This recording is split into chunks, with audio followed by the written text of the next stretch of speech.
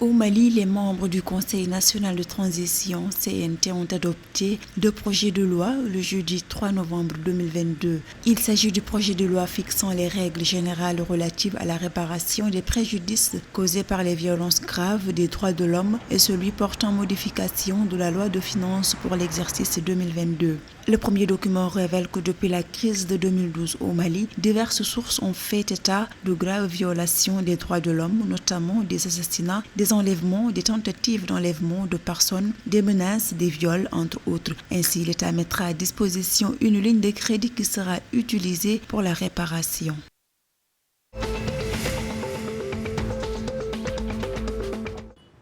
La Guinée pourrait prochainement mettre en place un protocole d'accord douanier avec le Libéria et la Sierra Leone. C'est dans ce cadre que des responsables des services des douanes des 3 pays ont tenu des travaux dans la capitale guinéenne Conakry. Ces travaux ont été axés sur les nouvelles exigences des administrations douanières des 3 pays en tenant compte des préoccupations communes comme la lutte contre la fraude, la sécurité transfrontalière face au terrorisme ainsi que la libre circulation des personnes et des biens.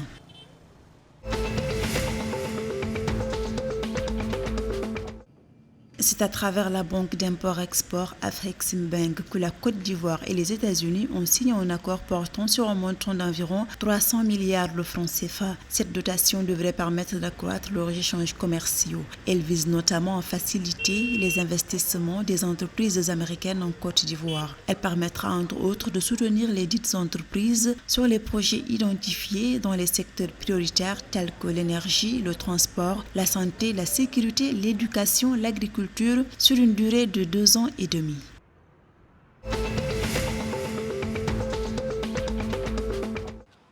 Le Sénégal est désormais membre de l'Organisation des producteurs de pétrole africains, APPO. Il devient ainsi le 18e membre de l'organisation africaine créée en janvier 1987 à Lagos au Nigeria. Cette adhésion s'est faite après près de 2 ans de participation et de suivi du Sénégal comme observateur. Elle lui permettra de bénéficier davantage des supports et expériences des autres pays membres de l'organisation, selon les autorités sénégalaises. Par ailleurs, les premiers barils de pétrole sont attendus en 2023 au Sénégal.